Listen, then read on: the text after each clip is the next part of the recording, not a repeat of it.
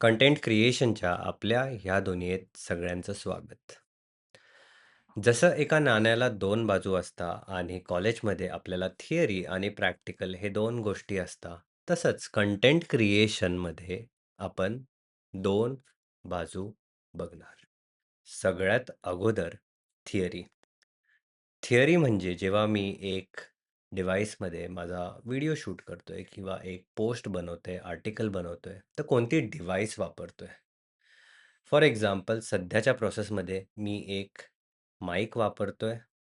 माझा 17 प्रो मला रेकॉर्ड करतोय आणि हे व्हिडिओ तिथून रेकॉर्ड होतोय, ऑडिओ इथून रेकॉर्ड होतोय, पण ते दोघंही कनेक्ट होत आहे माझ्या MacBookवर. हा व्हिडिओ बनवल्यानंतर मी ह्यांना एका एडिटिंग सॉफ्टवेअरमध्ये घेऊन जाणार, एडिट करणार आणि त्यानंतर YouTubeवर अपलोड करणार. YouTubeमध्ये अपलोड करताना काय टायटल द्यायचं, काय डिस्क्रिप्शन द्यायचं, जे थंबनेल पहिल्यांदी लोकांना दिसणार ते कोणते हवे, कोणती प्लेलिस्ट हवी, त्यामागे काय स्ट्रॅटेजी ठेवायची आणि एकदा का हे YouTubeला गेले तर मला ह्या कंटेंटला रिपर्पज कुठे करायचं आहे, छोटे-छोटे व्हिडिओ कुठे-कुठे मला ठेवायचे आहे. Instagram, Facebook, LinkedIn, X किंवा अजून काही. ही थिअरी का मी म्हणतोय? कारण की एआयच्या टाईममध्ये भरपूर काय बदललंय.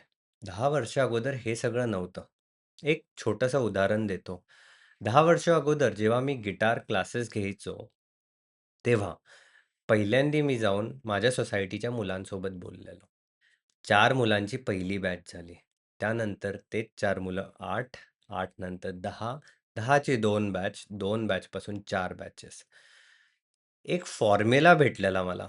तो फॉर्म्युला हा होता, की संडेला सकाळी जायचं, 1000 फ्लायर प्रिंट करायचे आणि न्यूजपेपरवाल्याला 200, 250, ₹400 द्यायचे आणि सांगायचं, की हे फ्लायर प्रत्येक न्यूजपेपरमध्ये जाऊ द्या.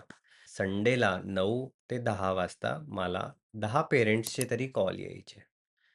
त्यांना मी पुढच्या रविवारी गिटार लेसनसाठी एक डेमो द्यायचो आणि 10चे 10 कन्व्हर्ट व्हायचे. 100% हिट रेट ही माझी USP होती. 10 वर्षानंतर जेव्हा मी आता पाहतोय, तर तुम्हीही पाहाल की न्यूजपेपरच कोणाच्या घरी येत नाही जास्त करून आता. हालाकी सगळ्यांच्या हातात WhatsApp आहे, सगळ्यांच्या हातात एक छोटी स्क्रीन, एक छोटा टीव्ही बसतोय. तुम्ही जर तुमचे सोशल मीडियाजवर तुम्हाला जे आवडतंय ते टाकताय, त्याबद्दल बोलताय, तर तुम्ही प्रत्येकाच्या घराच्या व्यक्तींच्या हातामध्ये आहात. थिअरी का सांगतोय मी? आपल्याला छोटे-छोटे गोष्टी माहिती पाहिजे. छोटा-छोटा फॉर्म्युला आपल्यासाठी माहिती पाहिजे, जो आपल्यासाठी वर्क करतो. फॉर एक्झाम्पल माझ्यासाठी 1000 फ्लायरमधून एक बॅच निघायची. मी 3 महिन्यात जर असे 2 फ्लायर टाकले, तर मला माहिती आहे 2 बॅचेस चालणार. आणि ह्यामध्ये जे माझे मित्र होते, ज्यांना कॅम्पस थ्रू जॉब लागलेला, ते जॉब करायचे आणि जॉब करून त्यांना काय 15,000-20,000 भेटायचे. 40 तास आठवड्यातून काम करून आणि महिनाभर 160 तास काम करून. पण खरं तर 16 तासच मी गिटार घ्यायचो महिन्यात आणि मी तेवढी फीज बनवत होतो. त्यामध्ये एक मोठी गोष्ट कळाली, की जर तुम्हाला एक प्रकारचा फॉर्म्युला, थिअरी तुमच्या हातात आहे आणि तुमच्याकडे एक टॅलेंट आहे, तर हे दोन्हीही गोष्ट जेव्हा बनणार, तेव्हा तुमची एक सिस्टम बनते. कोणताही बिझनेस घ्या, कोणतंही कंटेंट क्रिएशनची इकोसिस्टम घ्या. हे फंडामेंटल फॅक्ट आहे. जर तुम्ही YouTubeवर गेलात आणि व्हिडिओ पाहिले किंवा Instagramवर सगळेच विकताय काही ना काहीतरी. आणि जर खरं पाहिलं आणि तुम्ही जर झूम आउट करून ह्यांना पाहिलं, तर आज हे ऑफिसच्या क्युबिकलमध्ये नाहीये, तरी एका एक्सेल शीटच्या क्युबिकलमध्ये आहे. लाइक्स, कमेंट्स वरती जात आहे, खुश होत आहे. जर लाइक्स व्हिडिओला कमी येत आहेत, तर दुःखी होत आहे. आणि ह्यामुळं एका प्रकारचं मानसिक संतुलन तुम्ही एक एक्सटर्नल फॅक्टरला देऊन बसला आहात. अगोदरच्या काळी हे सगळे गोष्टी नव्हते. ते लोकं स्थिर होते. तुम्हाला एक दुसरा माइंडसेट देऊ इच्छितो मी. कारण आता आपण वळूया प्रॅक्टिकल गोष्टीकडं. प्रॅक्टिकलमध्ये मी हे बघतो, की जेव्हा मी एक व्हिडिओ रेकॉर्ड करतोय, तर मी स्वतःला एक्सप्रेस कसा करतोय? माझे शब्द कसे मांडले जात आहेत? मी स्वतःचे शब्द ऐकून काही इम्प्रोव्हाईज करतोय का डोक्यामध्ये? मला शब्दांची आणि माझी मेंटल क्लॅरिटी दोन्हीही मिळून काय प्रॉडक्ट म्हणजे काय व्हिडिओ बनतोय? आपल्यासाठी एक व्हिडिओ म्हणजे एक प्रॉडक्टच झालं एका प्रकारचं. कारण त्या प्रॉडक्टच्या बेसिसवर लोकं तुम्हाला बाहेरून इंटरॅक्ट करणार. आपला एकच फंड आहे, प्रॉडक्ट एवढं चांगलं ठेवा, की वर्ड ऑफ माउथ पब्लिसिटीनी तुम्ही जग जिंकू शकता. तुमची जी पण सर्व्हिस आहे, ती क्वालिटीमध्ये खूप हाय ठेवा नेहमी. तुमचे बेसिक स्टँडर्डच हाय पाहिजे. मी जेव्हा इंडियात आलो 2-3 वर्ष अगोदर आणि मी पाहतोय, की सगळेच कोचिंग इंडस्ट्रीमध्ये आले. ₹299 पासून कोचेस काही ना काही विकताय. आणि 99 पण मी खूप जास्त म्हणालो टू बी व्हेरी फ्रँक. मी अजून असे कोचेस पण पाहिले, जे ह्यापेक्षा खूप कमी चार्ज करताय. पण तिथे क्वांटिटी येते, मास येतोय, पण त्यांची क्वालिटी काय आहे, ते कसं डिटरमाइन करतायत? जर तुम्ही फक्त म्हणता, की त्यांना खूप सारे लाइक्स आहे, खूप सारे व्ह्यूज आहेत, ते सगळं विकत घेता येतं.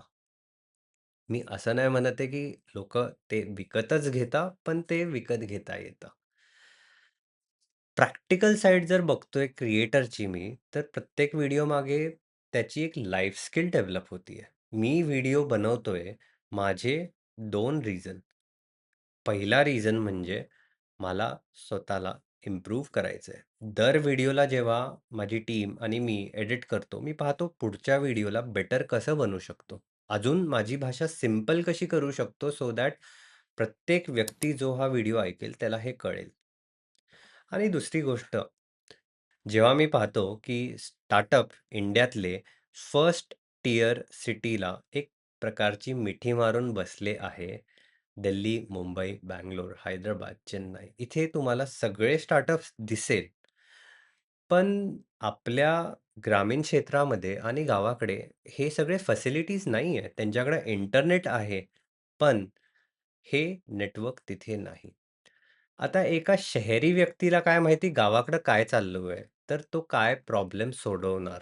आणि जे गावाकडचे मुलं आहेत, ते भरपूर वेळा एक शहरी व्यक्तीकडे बघेल आणि त्या बाजूला वळता. म्हणून लोकं एज्युकेशन घेता, येता शहरामध्ये, तिथे जॉब करता आणि ती एक पॅटर्न किंवा एक टेम्प्लेट फॉलो करायला लागता. पण जेव्हा हे एज्युकेशन महाराष्ट्राच्या गावांमध्ये जाणार आणि मराठीमध्ये त्यांना सगळं समजतंय, तर ते मुलं सक्षम होता, की त्यांच्या गावाकडचे काय चॅलेंजेस आहे, काय प्रॉब्लेम्स आहे आणि त्यावर त्यांना काय बनवता येईल. कारण टेक्नॉलॉजी आपल्या सर्वांच्या हातात आहे. इंटरनेट सगळ्यांच्या हातात आहे. पण जे डॉट्स जोडायचे ते आपण ह्या व्हिडिओच्या माध्यमातून करतोय. मला तुमचं म्हणणं काय आहे सांगा कमेंटमध्ये आणि जर काही गोष्ट नाही कळाली तर तीही कमेंटमध्ये कळवा. कारण जेव्हा सगळं जग पुढे जातंय, आपल्या मराठी माणसाने का मागे राहायचं?